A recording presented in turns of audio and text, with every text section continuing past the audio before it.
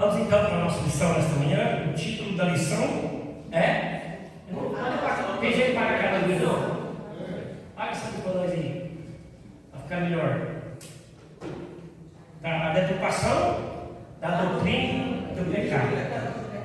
A doutrina do pecado faz parte de um arcabouço já das nossas doutrinas que nós estudamos. Doutrina do Espírito Santo, doutrina do arrebatamento, várias doutrinas. Então nós vamos estudar a doutrina do pecado. Claro que não aprofundaremos na doutrina do pecado, porque isso nós precisaríamos de muito tempo para estudarmos ela. Mas nós vamos aplicar, nós vamos estudar o que está escrito na nossa lição nesta manhã. Ok? Vamos aqui para textual. Pois, por isso, nenhuma carne será justificada diante dele pelas obras da lei, porque pela lei vem o conhecimento do pecado.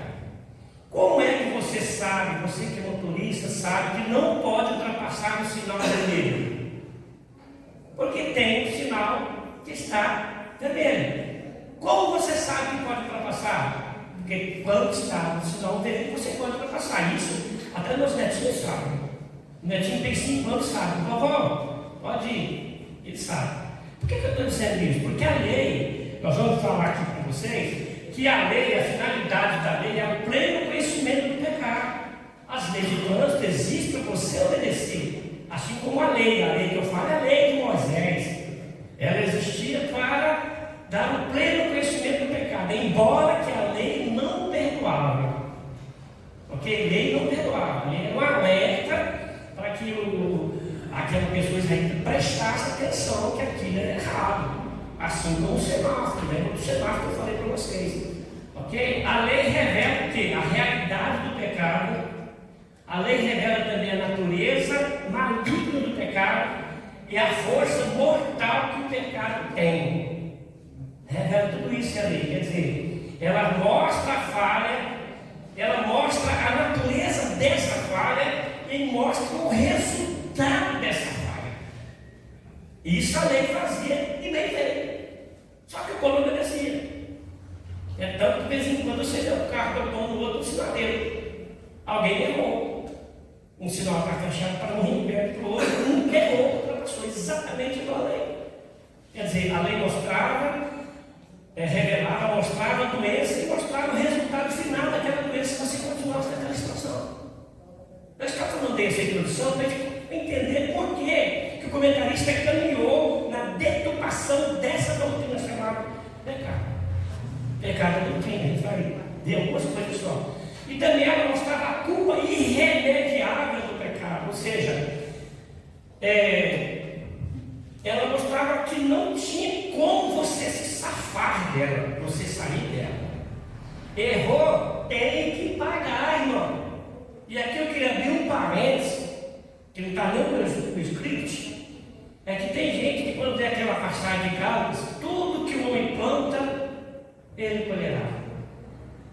Há cristãos que pensam que vão colher na eternidade depois de Jesus vier. Não, você vai colher aqui mesmo. É aqui que você colhe. Você pode estar com a begalinha lá, mas vai colher. Isso, a lei da sementeira é sagrada.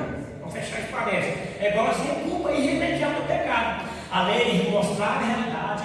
A lei mostrava a natureza maligna desse pecado. A lei mostrava a força mortal que esse pecado tinha sobre a vida da pessoa. E também mostra a culpa desse pecado. É diferente hoje, irmãos? Não.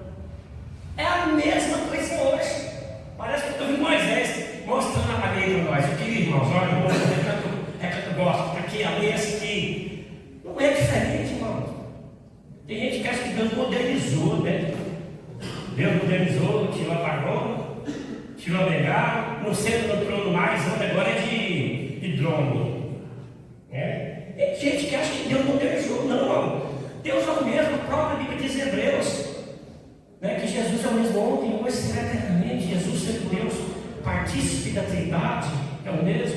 Então Deus mudou, quem muda somos nós. Vamos seguir aqui. A lei apenas fazia o diagnóstico, mas não era o remédio. É tipo assim, você vai ao dentista cuidar do seu dente. Você vai ao dentista uma vez? Não. Você aqueles dentes que estão com problema hoje. Mas amanhã aparece outro problema. Você não vai ter que voltar no dentista de novo? Vai, você vai ter que voltar lá. Por quê? Por um acaso, seus dentes ficaram, outra cara apareceram, pronto. Mas você teve que voltar no dentista. Tal qual era a lei. Quer dizer, a lei, ela fazia o diagnóstico, mas não dava o remédio. Aprende-se que ela não era o remédio, não dava o remédio. Você tinha que se ver com Deus, quer dizer, ela mostrava o caminho para você ir. A lei não tornava ninguém pecador, mas revela o pecado como tal. Logo, que ela revela não a salvação, mas a ira de Deus. A lei mostrava o pecador, mostrava toda a lei para ele, mas também mostrava a ira de Deus. Lá em Romanos 4,15, está escrito assim, põe para nós, irmão, por favor, Romanos 4,15. Vamos ter que falar rapidinho. Romanos capítulo 4, versículo 15. Porque a lei opera a ira, porque onde não há lei, também não há. Tem gente que nada é abraçado, principalmente crente. Hoje pode tudo. O pastor nunca falou que é errado, então o pastor não é abraçado. Vai, irmão. Vai fundo que o buraco é raso, irmão. Para você ver. Olha esse versículo aqui, ó. Porque onde a lei opera a ira, porque onde não há lei, não há transgressão. Perceberam tanto que a lei era interessante? A lei não tem o poder de justificar ou tornar ninguém justo diante de Deus. Porque todos nós somos pecadores e falhamos em cumprir perfeitamente a lei de Deus. Irmãos, eu acho que nós vemos aqui um texto. Não havia um justo sequer. O único justo na face da terra, nem Noé não era. Ele era o justo naquela época. Né? Naquela época dele era o justo, diz a Bíblia. Jó também era daquela época. Mas eternamente só um, só Jesus foi justo. Você quer ver aqui? Voltando ao assunto. Seja sincero, irmão. Quantos já passaram o sinal vermelho aqui? Irmão do céu. Depois das 11. Depois das 11. Depois das 11 pode. Depois das 11. Abrindo parênteses, que você sabia que tem uma lei no trânsito agora, do semáforo, voltando ao semáforo. Se você estiver no semáforo e ele abrir para a sua mão, e se estiver fechado para o outro lado, que puder virar para cá, sendo que o fluxo do seu lado não atrapalha, ele pode virar no vermelho, quer saber disso? Sabia disso não? Vocês que todos devem saber disso. Há uma lei do ano no CBT, quando às vezes você vai na principal, que você está aqui, o sinal está fechado para você. Está aberto para quem vem do lado da cá. Certo? Mas se por acaso você puder contornar para o lado esquerdo ou para a direita, desde que esteja uma placa indicando, você pode virar para a esquerda e para a direita, que o fluxo seu não vai causar acidente, você pode virar. Confere na minha vista. Confere. Tá, pergunta. Vamos voltar aqui. Depois você passa o corte, você viu, irmão? Agora o trânsito não é lição. Ou seja, a lei não tinha o poder de justificar ninguém diante de Deus, porque ninguém conseguia cumprir a lei. Quem conseguia cumprir a lei? Ninguém. Então nós vimos aqui que a finalidade da lei é o pleno conhecimento do pecado. Nós temos que entender a inabilidade da lei. Nós vamos ver aqui a inabilidade da lei, por quê? Ninguém será justificado diante de Deus por obras da lei, seja a lei cerimonial ou lei moral. Ninguém vai chegar diante de Deus e falar: Senhor, não matei, não roubei, não furtei, não cobicei. Irmãos, isso é uma obrigação nossa. Se nós fizermos tudo isso ali, nós estamos correndo risco ainda. É uma obrigação nossa. Ninguém será justificado por obra de lei nenhuma. Por obra de lei nenhuma será justificado. O que diz Efésios 2:8? Pela graça, mediante graça e fé. Só. A lei são diretrizes que nós compramos e andamos nela. Ok? Terceiro, a impossibilidade da absolvição do réu. Romanos 3,20 diz que depois nós vimos, impossibilidade de absolvição do réu. Hoje a lei, está aí os advogados que sabem muito melhor do que eu mesmo, né? E vem procurando brecha na lei para tentar absolver o seu cliente. Olha lá. Por isso, nenhuma carne será justificada diante dele pelos obras da lei, por quê? Pela lei tem conhecimento do pecado. Tá? pela lei e conhecimento do pecado. Então o povo sabia que ele errava, porque a lei falava. Né? A lei mostrava os seus olhos. E pode voltar mais, irmão. Pode voltar, por favor. Aí, cuidado. Bom, Paulo mostra a culpa do homem em sua total impossibilidade de ser absolvido diante do tribunal de Deus, seja por mérito ou seja por obras. A lei nos aponta para a nossa necessidade de um Salvador e nos direciona para Jesus, que é o único, presta atenção, é o único que pode nos tornar justos diante de Deus. Aqui entra outra doutrina chamada doutrina da justificação, que é o ato pelo qual Deus declara eu, você e nós justos, limpos e diante de Deus. É a doutrina da justificação. Então a lei aponta para a necessidade de que nós temos de um Salvador. A lei não salva, irmãos. Lei nenhuma salva. O que vai salvar é graça e fé. Só que ela mostrar para nós, olha, você precisa andar neste caminho. Fica nesse caminho aí. A verdade prática diz assim: o pecado de Adão arruinou toda a humanidade. Contudo, Jesus Cristo pode regenerar eficazmente o pecador. Essa é uma coisa melhor. Só Jesus pode regenerar o pecador. Não adianta você saltar de paraquedas, sem paraquedas de um prédio, achando que vai ficar salvo, porque você vai ficar flutuando, que você não vai flutuar. A não ser que você tenha paraquedas no aparelho. É tipo a lei. Então não adianta se basear na lei da salvação, porque não vai adiantar. Só Jesus pode regenerar a nossa vida. Aqui entra outra doutrina, a doutrina da regeneração. Está vendo que coisa maravilhosa estudar a Bíblia? Só falando 3 doutrinas até agora, mas nenhum vai não está no nosso tema desta manhã. Esse trecho destaca que é a influência do pecado de Adão sobre toda a humanidade. Irmãos, se Adão não tivesse pecado, nós hoje estaríamos uma vida maravilhosamente maravilhosa. Ruim, maravilhosamente maravilhosa. Quer dizer, esse texto mostra para nós. Mostra também a capacidade de Jesus Cristo em regenerar eficazmente o pecador. Ou seja, segundo a narrativa bíblica, no livro de Gênesis, Adão foi o primeiro homem a ser criado, evidentemente. Só que ele desobedeceu os mandamentos de comer o fruto proibido no jardim do Éden, introduzindo assim o pecado no mundo. Então veja bem que a lei mostrava isso. Olha, gente, Adão pecou e vocês estão no mesmo caminho. Como a lei não perdoava, apontava para Jesus aqui no futuro para nós, sabemos que ele é nosso Salvador. Como resultado desse pecado, a humanidade foi afetada, passando o quê? A herdar a natureza pecaminosa, a enfrentando as consequências do pecado, que são separação de Deus e morte espiritual. Não havia morte, não teria morte se Adão não tivesse pecado. Tá? Através da sua morte e ressurreição, Jesus oferece salvação, redenção, regeneração espiritual a todos que creem nele. Por isso que a Bíblia fala: a saber que crê no seu nome. A saber que crê no seu nome serão salvos. Agora, Romanos 5,12, por favor. Tenho 2 notícias para vocês. Uma ruim e uma boa. Deixa eu ver aqui Romanos aí. Romanos 5,12. Alguém pode ver para mim? Pode aparecer aqui, por favor. Vamos lá. Pronto. Porque como por um homem entrou o pecado no mundo, e o pecado, a morte, assim também a morte passou a todos os homens, por isso todos pecaram. Por que teve pecado? Por causa de um?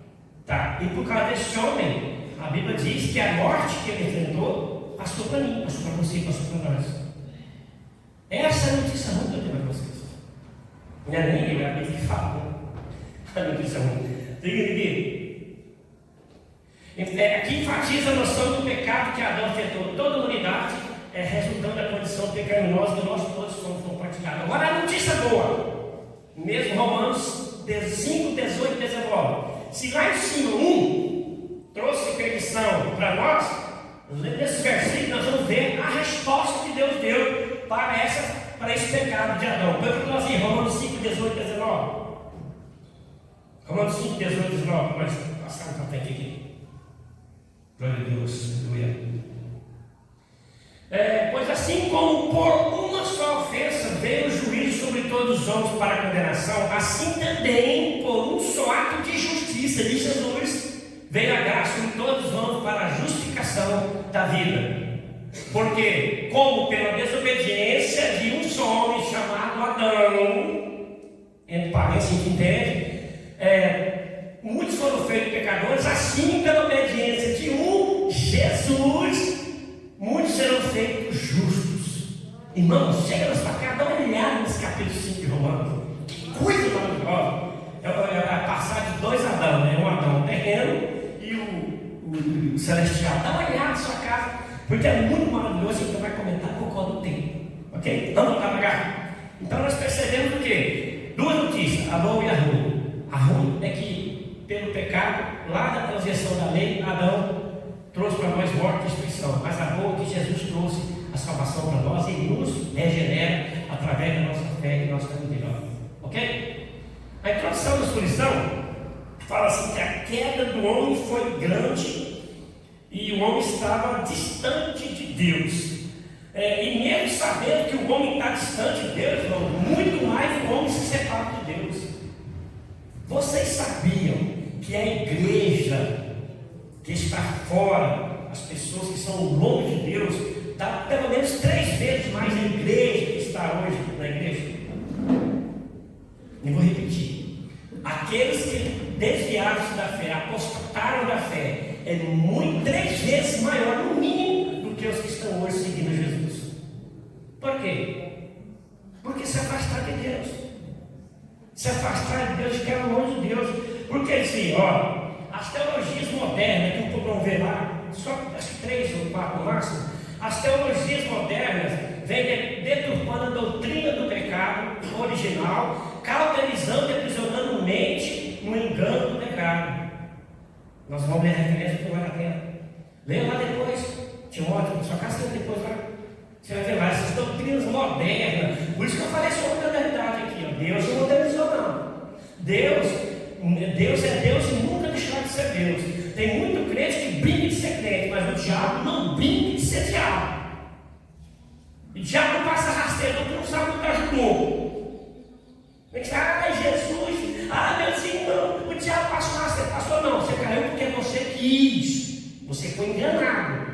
Porque nós temos direito de escolha, nós temos livre-arbítrio, escolher o bem e o mal, escolher o certo e o errado. Nós podemos fazer isso e todo dia nós somos levados a isso. Em escolher o bem e o mal, o certo e o errado. Ou eu estou falando alguma coisa aqui demais?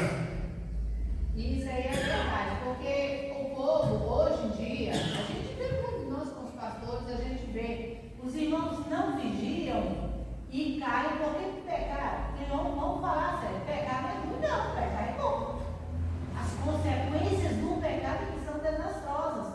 Aí o povo peca, não vigia, pega e dá, o diabo passou rasteira nada. Você pegou o que você quis.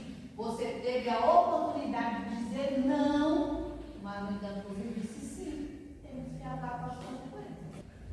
Obrigado, por você voltar aí. Vamos voltar à nossa questão aqui. Então percebam vocês que as teologias modernas vêm deturpando, olha isso aí. A única exceção a esta regra foi o caso miraculoso de Jesus, porque ele nasceu de uma virgem sem pecado, né? O segundo Adão, cabeça federal da nova raça. Olha só isso aí, cabeça federal, já viu essa expressão? Esse cabeça federal é bom, e isso é forte. Então Jesus foi a única exceção. Ele não pecou, não venceu o pecado, e mais, presta atenção para falar, Jesus não teve o DNA do pecado. Vou falar de novo, Jesus não teve o DNA do pecado. Daqui a pouquinho nós falamos sobre você, certo? Vocês vão entender por quê. Nasceu de uma virgem pelo poder do Espírito Santo, não herdou o pecado original. Jesus não herdou o pecado original, porque não recebeu a sua natureza humana do homem, mas recebeu de uma mulher miraculosamente. Sua natureza humana foi criada da substância de Maria, pelo Espírito Santo, e nada que vem diretamente das mãos de Deus pode ter mancha de pecado. O nascimento de Jesus não teve a participação do homem. Não foi no meio da concepção, no meio da concepção hoje que nós conhecemos. Ele foi gerado pelo Espírito Santo, mas Jesus não tinha o DNA do pecado, ele não participou do pecado original. Por isso que ele pode morrer na cruz por nós. E olha o parente aqui, irmão, seguindo o que a pastora Ivalda falou ali atrás. Tem crentes que pecam e a gente fica sentado aí. E acha que fica tudo bem, irmão. Ah, tudo bem, a igreja está indo, eu também estou indo. Vai! Só que um dia você é tomado conta de você. Tá, um dia você é tomado conta de você. Não pense que você não vai, nunca não depois sofrer as consequências, porque a lei já dizia. Errou, vai sofrer consequências. Sabe por que eu falo isso, irmão? Porque muitos crentes não se conseguem ficar batendo na cara dele, porque não paga o preço. Tem vergonha de ir para o banco. Como eu já fui. Eu já tive aí. Eu já tive aqui, já tive aí, sei que é isso. Posso falar com esse meio de causa. Não é fácil não. Se você está no banco, você com ele com o olho desse tamanho para você. Aleluia. Estou falando que eu passei por isso, irmão. Então, creia que Jesus não herdou o pecado original e você não pode viver uma vida desregrada. Pode falar, pastor? Você levantou a mão aí. Você já foi para o banco, eu também já, tá? E o pior, isso eu quero te gravar. E o pior, irmão, pastor Edaldo, quiseram passar a mão na minha cabeça. Não, você é toca na igreja. Você é professor. Não, eu quero, irmão. Só que hoje já não está isso na minha cara. Porque eu paguei o preço. Paga o preço, irmão. Deixa Jesus curar a sua vida. Deixa ele. Só ele pode fazer porque ele foi uma pessoa que não teve pecado. Vamos seguir aqui. Jesus é o único que pode dizer não, que não venceu o pecado, né? Ele é o único que pode declarar que foi tentado em todas as coisas, não cometeu o pecado e sabe que ele manifestou para tirar o pecado nosso. Então, primeiro toque da sua missão. O ensino bíblico sobre a natureza pecaminosa. Definição de pecado. Alguém quer falar uma coisa? O que é pecado? Nas suas palavras mesmo, o que é pecado para você? Errar o alvo. Errar o alvo. Boa. Se é a tradução clássica, né? Errar o alvo. Só tem um detalhezinho que eu queria acrescentar para vocês. Eu não sei se eu coloquei na transparência, está aqui no papel. Né? Olha aqui. Pecado tem origem dos anjos. Vamos ver, porque nós vamos falar sobre a doutrina do pecado. Ok? Vamos seguir aqui. O pecado tem origem dos anjos. A origem do pecado é a raça humana. Ao participar do fruto proibido, o homem transgrediu. Está lá em Gênesis, você sabe toda a história. O pecado entra no mundo por um homem. Romanos 5. Lê na sua casa depois. Todos pecaram. Romanos 5 também. O termo hebraico, shatai, e o grego, amartia, são palavras usadas aqui tudo para descrever o pecado. Ambas têm a conotação de errar no alvo, irmão, ou cometer um erro moral. O interessante que nós notamos aqui, irmão, não é só errar o alvo, é errar o alvo deliberadamente. Essa é a diferença. Uma coisa é você errar o alvo porque você pecou, e a outra é você cometer o pecado porque sabe que vai ser perdoado. Aí diz a Bíblia, onde superabundou o pecado, superabundou a graça. Posso pecar que Deus vai perdoar? Não, a tradução da Bíblia diz não. A tradução vai ficar pertinho de Jesus. Pecar como se diz, um tropeço. Pecou, tropeçou, levanta. Existe um corinho infantil. Tropeça aqui, oi, cai na cola, mas de novo levanta e começa a cantar. Entendeu? Pecou, tem um desvio aí, irmão. A rota, volta de novo, irmão. Eu costumo dizer que a vida do cristão, vocês que não são motoristas de rodovia, sabe? Até na cidade também, tem aquelas esquinas no meio, né? Aquela faixinha que divide duas pistas. Eu acho que o cristão, com certeza, o cristão tem que andar pertinho dessa faixa. Saiu dali, ou você vai com a Bíblia de carro, ou você vai dentro do carro. Então, anda pertinho da faixa, ó. A faixa é a Bíblia, a faixinha do chão é a Bíblia. Anda naquela faixinha. Ele é o caminho para você. Ok? Então, pecar é errar o alvo, mas também é ter desejo de fazer coisa errada. Sabe que é errado e faz. Que é a questão do exemplo que eu dei para trás agora. Eu tenho condições de fazer muita coisa errada, mudar minha vida, mas não posso. Não posso, não quero. Né? Porque você vai dizer, não posso fazer. Não existe isso, não, irmão. Você pode fazer o que você quiser. Porém, a Bíblia fala o quê? Que nós vamos dar conta daquilo que nós fizemos. Alguém botou a mão aí?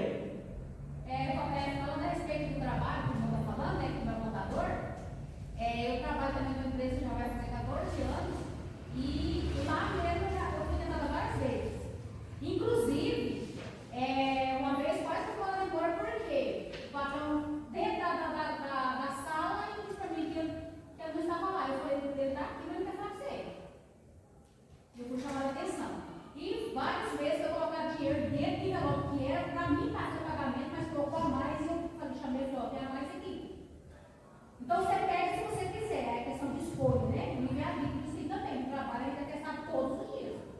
Por que isso? Porque a lei, ó, está aqui, que está guardada aqui, mas que transmite aqui, que é aqui que transmite, né? Dá os sinais a gente, ó, não faz, ou sai, ou aperta, ou corre, é vida aqui, né? Tira a mão, vai queimar, né? Tira a mão, vai cartar o dedo, é aqui que manda. Falou, olha, não faz isso errado. Vamos seguir? Pecado tem consciência, tem consequência, não apenas em relação a Deus, mas também em relação ao próximo, porque ela afasta o homem de Deus, interrompe a comunhão com Deus, leva a comportamentos pecaminosos em relação aos outros, inclui também a omissão de fazer o bem quando se tem a oportunidade. Irmão, quando você tem a oportunidade de fazer o bem e não faz, sabe que você pega, até que se fica colocar o versículo aqui. Tá bom? Deus fala. Se você pode ajudar o próximo, você ajude. Ajude, que a mão depois pode ser você. Vou contar um testemunho próprio meu aqui. Eu já tive Bolsa Família. Em 2002, mais ou menos. A prefeitura e minha filha estudavam na escola pública, e a prefeitura arranjou essa Bolsa Família. Tá? Eu peguei o Bolsa Família, cara, eu estava desempregado. Fiquei uns 3 meses empregado. Quando venceu o meu ciclo de desemprego, eu vi que eu consegui me enquadrar de novo no mercado, a trabalhar no São Ofício, peguei o cartão, fui lá na Caixa Econômica Federal, lá da T63, lá no final, quem sabe, longe, estava de ônibus, carrotinha, fui lá na Caixa Econômica, falei, cancela esse cartão. Nossa, você vai cancelar o cartão? Eu falei, não quero cancelar, não preciso mais. Eu não sei que cartão é. Não, mas você vai pensar ajuda do governo, eu não preciso mais. Falei, moço, dá licença, cancelou? Deixa eu quebrar o cartão, não vou nem te entregar. Quebrei e joguei no lixo. Porque eu não podia passar por transar assim. Por quê? Porque tem muita gente que acha que é certo isso. Acabou quando de carro zero, ainda não teria tirar o salário do Bolsa Família. E tem muita gente que precisa, que eu conheço N pessoas que precisam e não tem. E aí o então que bate carro zero, fica usando o Bolsa Família, que é um programa bom, não é ruim, tem lá as pessoas. Por quê? Porque nós temos condições de fazer o bem. Quando você faz isso, um exemplo que eu fiz, eu não fui na escola, fui lá na Caixa Econômica, cancelar o cartão. Fui lá e cancelei. Faz isso, você faz o bem do seu próximo. Não, às vezes a gente, essa postura que o irmão tem, né, de não preciso dessa ajuda do governo, então vou recusar. Isso faz bem para a gente que é cristão. Mas tem gente que acha que fazendo o errado, Deus está abençoando, né? Assim, uma vez o irmão contou na igreja, ele foi dispensado do serviço e começou a receber o seu desemprego. Aí ele foi empregar de novo a outra semana e fez um acordo com o patrão para só anotar a carteira dele depois que parar de receber o seguro. Então ele estava recebendo o seguro e trabalhando. Aí foi lá na frente contar o testemunho e falou: peraí, esse irmão está errado, está pegando o testemunho. Achando que isso é bênção, que Deus está abençoando isso. Tem gente que acha assim. Irmãos, como contador, minha luta com os empresários sai assim, sabe? Dispensa o funcionário continua trabalhando na empresa. Errado, o cristão que faz isso está errado, irmão. A lei, sabe que a lei, o advogado foi me vendo agora, na lei está o quê? Tipo, os empregos é pequeno, você está trabalhando. Se você está trabalhando e recebendo, você está pecando, irmão. Não é deu uma condição, mas vamos aqui, obrigado. Bom, a condição do homem não regenerado é caracterizada pelo pecado. Vamos lá. Vamos dar mais peça um pouquinho aqui, irmão. A universalidade do pecado na sua Bíblia. Universalidade é quando é tudo igual. Né? Por exemplo, essa bateria desse microfone pode ser universal e servir para todos os microfones. Então é universal. Então o pecado, a universalidade dele, cremos que a Bíblia ensina que Adão e toda a raça humana pecou com ele. Ou seja, ele era a cabeça natural de toda a raça humana. Trazia em si o germe de toda a humanidade. Acho que é germe, hein? Vai raça a palavra aqui. O pecado afeta toda a humanidade.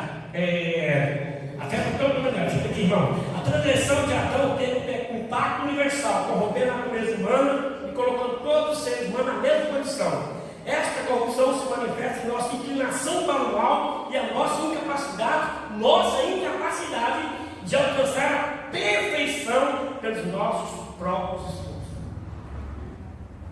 Nós não alcançamos salvação pelo nosso esforço, não. Tem gente que acha que conseguir, né? Fazendo doações e mais doações para entidade carente, né? Tem gente que acha que por isso vai alcançar a salvação. Irmãos, a Bíblia tem um versículo assim, me passou a memória, se é com dificuldade que o justo alcança salvação, que dirá os ímpios? Olha que coisa, né? Nós que estamos diante de Deus, seguindo o caminho, né? Tentando ser justo, é difícil entrar no céu. O céu é constituído com força, não é de graça, não. Se é difícil, imagine comigo que não crê em Deus, né? A solução tem Cristo Jesus. A corrupção total. Lá nos dois estão claro. Falar de corrupção é complicado, né? Falar de corrupção no Brasil hoje é complicado. Em consequência de ter nascido em pecado, por causa da nossa identificação com Adão, todo o gênero humano depravou-se completamente, moral e espiritualmente falando. Não, vamos parar aqui. Vamos para o nosso lado aqui. Será que hoje o nosso mundo está depravado? Moral e espiritualmente? Será que está? Agora vamos ver para nós. E nós? Se estiver achando que não está, não, ainda não vai fingir ali um pouco. É que é bom? Se estiver achando que não está, vai, não vai fingir ali um pouco. Peraí. Vai passar para lá. O mundo está completamente depravado, porque o mundo já agiu ali, como diz o apóstolo Paulo, se não faz memória. O mundo está com o diabo. O mundo fez pacto com o diabo. Ele não tem nada a ver com isso. Agora, a igreja. Será que há corrupção no meio dos que se dizem cristãos? Atenção, meu Marcinho. Irmão, vou falar um negócio, senhor. Vou bater uma real. Então, pelo que eu vejo, a salvação ela é de graça e é Deus que vai ter misericórdia. Porque o homem ele é falho, até não falar cheio de corrupção, é o que mais tem dentro da igreja. É o que mais tem. Vamos pôr que tem 90%. O senhor tira 10, só que não é corrupto. O resto não tem. Acho que nem isso o senhor não vai tirar. Olha, eu trabalho com coisa, a pessoa fala, eu quero só meia nota, eu quero só aquilo. Eu também não quero meia nota, eu não quero nem nota. Mas não adianta. Ninguém é perfeito. Nossa, eu estou achando que eu... Mas aqui, irmão, aqui é onde entra exatamente o que nós estamos falando de Jesus. Nós não vamos ser salvos por aquilo que nós fazemos.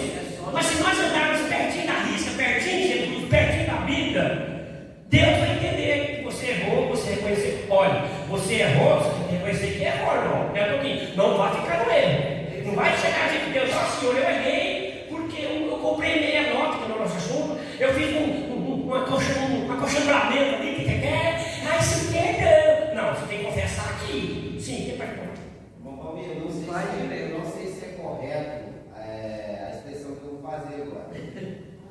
Mas eu acho que hoje, atualmente, Deus se sentiria envergonhado por Sodoma e Gomorra. Irmão, Sodoma e Gomorra do mundo hoje é Brasil. Não, Jardim de Infância 2, qual que é o primeiro? Vocês sabem que é Jardim de Infância 2, 1 e prédio, né? Se você olhar. Eu não sei se a minha expressão seja ser tão forte do jeito de eu expressar. Mas é a minha opinião nessa questão. Eu acho que hoje Deus se sentiria assim, tipo assim. Tipo o quê? Deus hoje, na minha expressão, é eu que estou dizendo, Deus se sentiria envergonhado por Sodoma e Gomorra, porque ele escolheu Sodoma e Gomorra porque estava naquele detalhe. Hoje, se nós formos ver, o nosso país que nós vivemos, tanto faz, no Brasil, fora do Brasil, qualquer outro lugar que você for, não é só no Brasil, porque Deus lá destruiu 2 cidades que estavam ali, né? Hoje, se Deus falasse, não, vamos destruir a terra, vai todo mundo, porque o mundo hoje está uma... Sodoma e Gomorra, irmão, Jardim 2. Vocês têm noção do tanto que o mundo é depravado. Isso é o que a gente tem e o que a gente não vê, irmão. Ainda bem que nós temos hoje internet. Nós sabemos em tempo real time, né? Os irmãos entendem e falam que acontece lá no Afeganistão, passou 3, 4 minutos e eles sabem, antigamente não sabia. Não sei o que, obrigado, não. Na leitura bíblica da classe, podemos compreender o pecado e a corrupção da natureza humana em todas as suas áreas, mental, moral e espírito. Ou seja, desde que Adão pecou, todos herdaram, a corrupção do pecado afeta toda a vida humana e todo o mundo inteiro, como nós conversávamos agora. Não é só no Brasil, não, em todo lugar, irmão, tem corrupção, né? E o pecado tem por causa dele, Adão. No entanto, a regeneração e a libertação do pecado não pode ser alcançado apenas pelos esforços humanos. É necessária a intervenção de Deus. Somente pela graça de Deus, oferecida gratuitamente, que o homem pode crer, arrepender e ser salvo. Como nós já falamos na Bíblia. Teologias modernas, quero chegar nisso aqui. A teologia do pecado social. Eu confesso que quando eu vi essa expressão, eu assustei. Teologia do pecado social. O que será isso, irmão? Teologia do pecado social. Estão vendo? A compreensão divergente sobre o pecado pode ser observada em relação ao conceito tradicional e à tese do pecado social. Na perspectiva tradicional, na perspectiva do conceito tradicional, eles invocam o pecado como uma questão de individual e moral. Quer dizer, o pecado é seu, você cometeu, você se vira. E muitas vezes tem que ajudar o próximo a se levantar. Eu já vi muito isso na igreja. E na outra versão, ou seja, na perspectiva do pecado social, amplia o que eles pensam de uma questão individual e moral, considerando que o pecado também está presente nas estruturas sociais e nas relações humanas. Preste atenção nisso aqui. Presente nas estruturas sociais e nas relações humanas. De acordo com essa abordagem, o pecado não é apenas uma questão espiritual. Olha essa teologia. Que eles falam que o pecado não é apenas uma coisa interna, espiritual, mas também está relacionado com fatores de pobreza, de injustiça e desigualdade. Isso aqui é de alguma coisa? Vocês estão lembrando de alguma coisa aqui? Pobreza, injustiça e desigualdade. Lembra alguma coisa? Então, essa teologia do pecado social, eles acham que o pecado não é só uma coisa interna, que o pecado está presente em toda a desigualdade. Vamos para frente aqui, vamos para frente. Olha lá, deixa eu ler aqui, irmão, por favor. A fase do pecado social argumenta que é necessário tratar essas questões sociais como parte da redenção do pecado. Ou seja, porque eu sou pobre, eu não tenho condições financeiras, eu posso pintar e bordar 7, 8, 9, Porque eu sou pobre, não tenho estudo, eu posso enganar quem eu quiser, porque Deus não vai dar conta. Eu sou pobre, eu não tenho condições financeiras de ter estudo. Então eu posso pintar e bordar. Mais ou menos por aí. Mais ou menos por aí. Quer dizer, eles falam que as questões espirituais têm que ser resolvidas, mas tem que ser resolvida a condição financeira do indivíduo. Irmãos, lá em casa nós éramos 8 filhos. Se eu perguntar aqui, acho que alguém tem mais. Tem família que tem mais. Lá em casa 8 filhos. Sabe quantas pessoas estão formadas hoje? 2. Eu, graças a Deus, formei no meu e a minha irmã que é formada em pedagogia.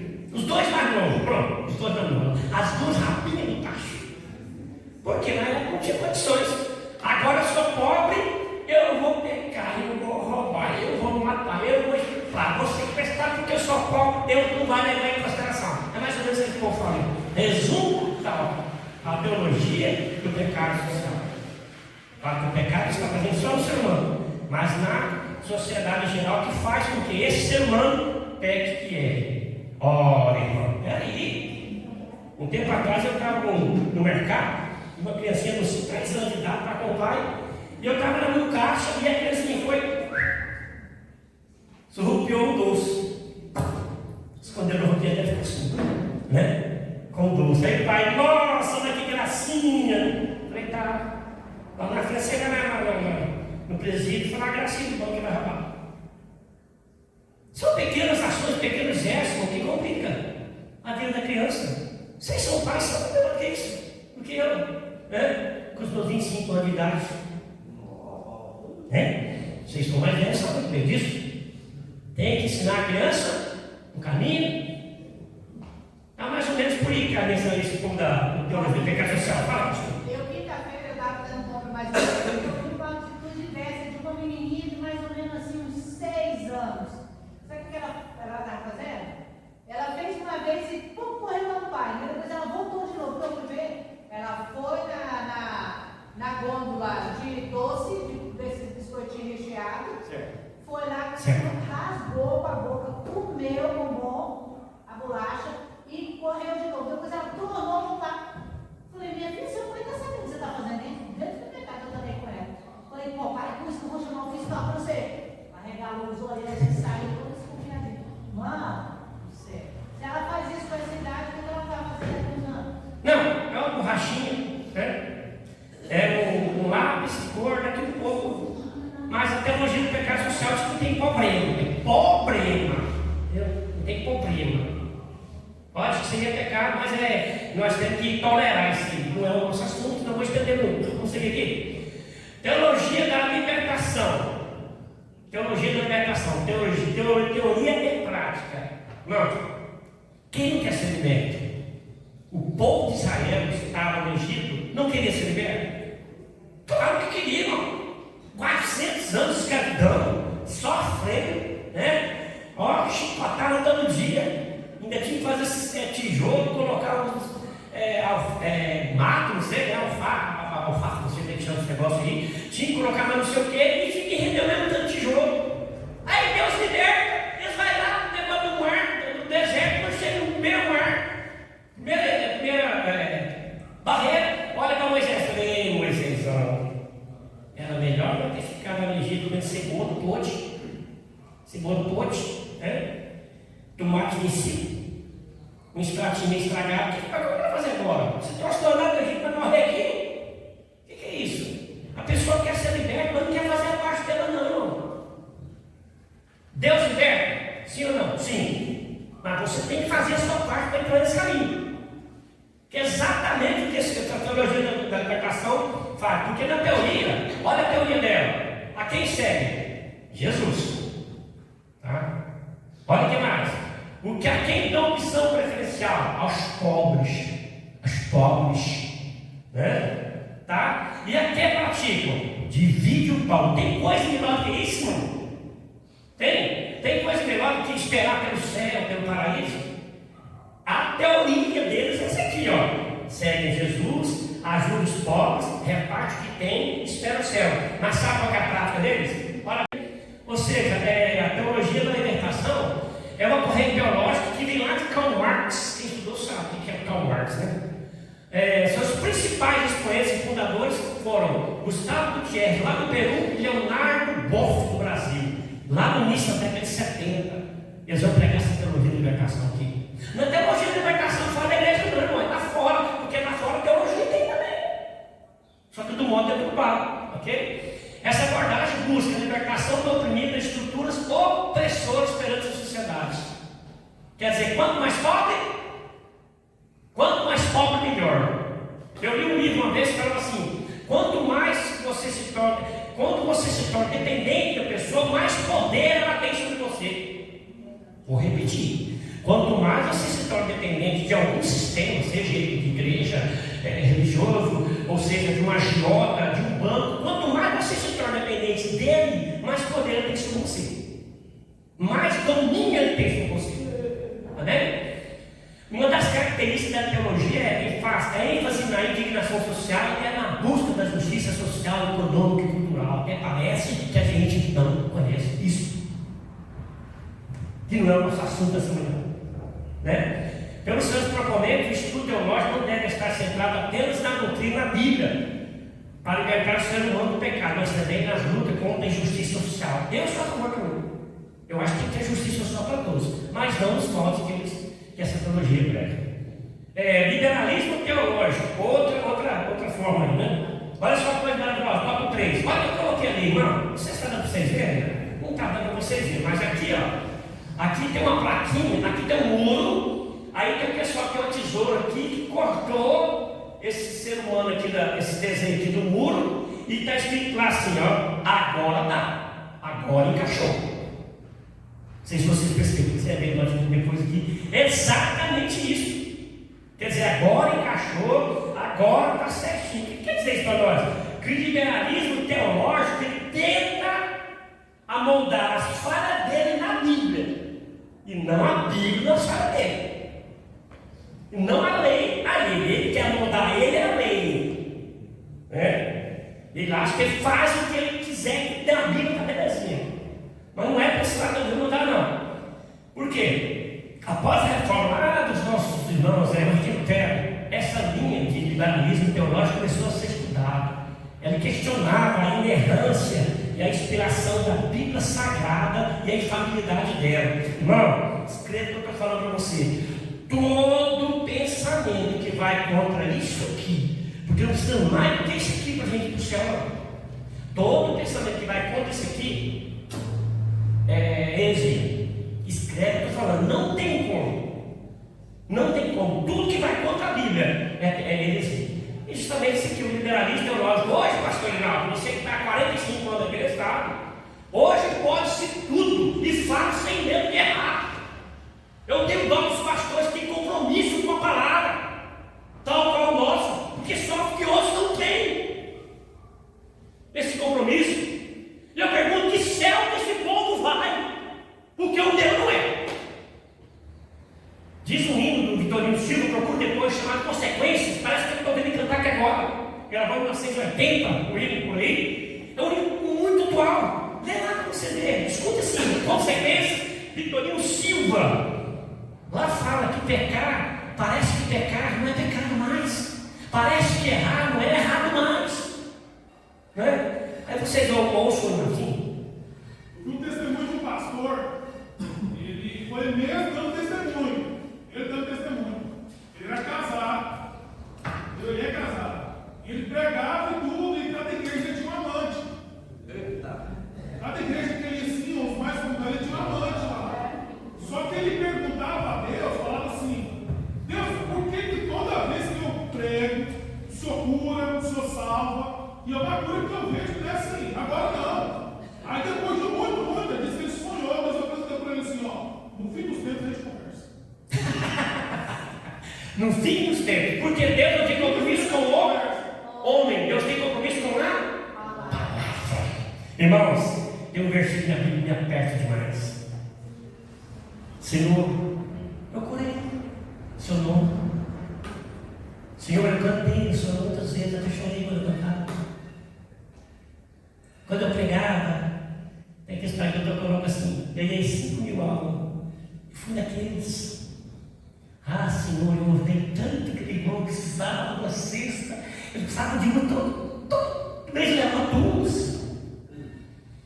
Eu ajudei tanto, Senhor, Senhor, olha o meu currículo, isso não é currículo digno de entrar no céu. Eu, Jesus, faz o seguinte, chama o querubim para conferir, porque às vezes o Senhor não está vendo. Olha o meu currículo, dá para entrar no céu. Claro que isso não está na Bíblia. O que você vai falar? Não uso isso. É o que o irmão falou agora lá. Irmão, você pode fazer o que você quiser, diz o hino Jair. Mas lá no final, você vai sentar com o juiz. Sim, pastor? Hoje em dia, a gente tem que pegar e ficar pensando: meu Deus, olhar para a gente.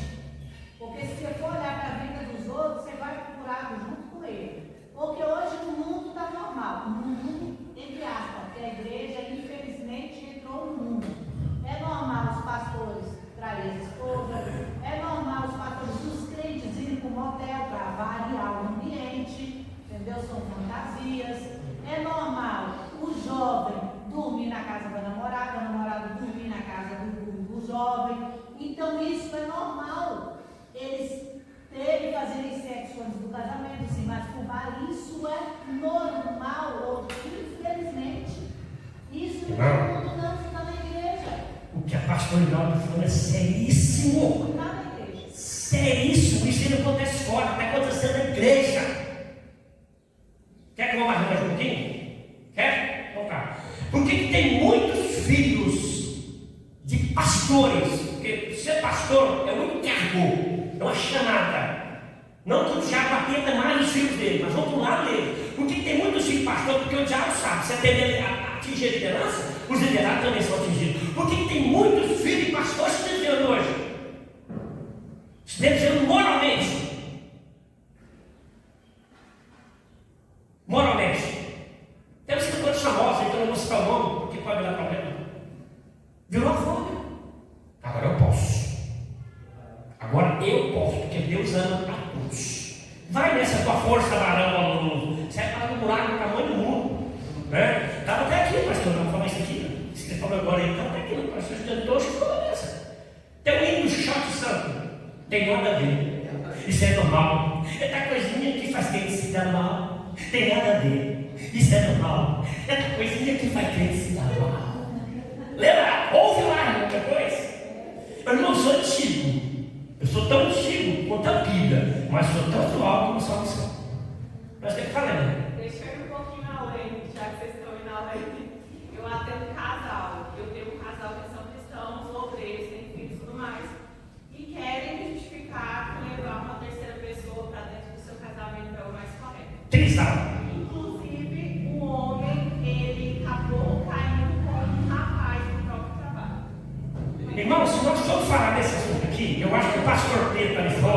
Eu tenho que pegar um dia para isso, porque tem muitos assuntos. Olha que coisa boa. Mas olha, a lei está aqui, isso aí que vai fazer. Bom, Palmeiras, eu acho que só falando porque a sua irmã, como ela é psicóloga, ela trata com casal também, tá? Sim. Adolescente, jovem e casal. Irmão, vamos andar aqui. Eu tenho uma coisa rapidinho para vocês aqui. Vamos correr, isso não vai dar bem. Bom, liberais são parasitas e soteriologia demoníaca. Pastores liberais disseminam heresias das mais escabrosas. Não vou nem comentar isso aqui, né? Vamos correr aqui. A teologia liberal é diabólica. Liberais têm um discurso do amor, mas não planta igreja, não fundam de tarde, não fazem missão e nem tampouco socorrem os pobres. Esses são os liberais. E tem muitos aí, irmão. Vou falar de pastor dele. Eu quero falar de pastor que está na frente, líder que está na frente, tem nada igual não, e os ovelhas estão aí sofrendo. Mas, irmão, o versículo que eu falei vai apertar esse pessoal aí. Vamos seguir. Olha o que eu escrevi aqui. Está dando para você ver aqui? Eu quero que todos vejam. Vou ler uma vez. Evangelho sem mudança é pura mudança. Evangelho sem transformação é pura enganação. Vamos lá comigo? Evangelho sem mudança é pura mudança. Evangelho sem transformação é pura enganação. Aleluia! Glória a Deus. Estamos partindo, irmão. A normalização do pecado para a nossa missão, eu fiz essa escada e coloquei alguns degraus que a pessoa vai até cair. Olha, primeiro lá cristianismo, o caboclo está bem crente, depois vem a Bíblia não é infalível e vai arranjando as desculpas até chegar no ateísmo, até chegar a cair diante de Deus. Quer dizer, começa com um pastor, com um crente, abençoado lá em cima, chega aqui embaixo e fica meio mudado, sem fé. Então, a crise ética e moral, nós vamos ver que na concepção geral, os valores que orientam a conduta de pessoas são chamados de ética. Aí nós vamos ver também, depois nós vertemos o que é ética, o que é moral social, moral cristã, certo, irmãos? E que nós temos que sermos éticos em todas as nossas atitudes. Ético no sinaleiro, não passar no sinaleiro vermelho, pagar suas contas em dia, não dar cheque sem fundo, ok? Tá certo? Dá certo, irmão do céu. Fazer que não a marcha, você já viu o urso, a marcha, assistiu? Depois eu vou a vontade de fazer desse jeito, tá bom? Vamos terminar aqui, irmão. A imoralidade sexual, não precisa nem falar que a pastora aqui já reviu tudo isso aí comigo. Tem hora, não, pastor João? Tem casais cristãos, aliás, namorados cristãos que se conhecem da escola dominical, depois do culto da noite não quero. Achou engraçado, não? Não dá susto não, irmão. E acha que é normal. Não é normal. Me desculpe que escrever esse vídeo, mas não é normal não. Não é normal. Eu já vi casos de cristãos que o marido combinou com a esposa e levou uma terceira pessoa pagando para fazer o sexo. Agora as crianças chegaram. Tá.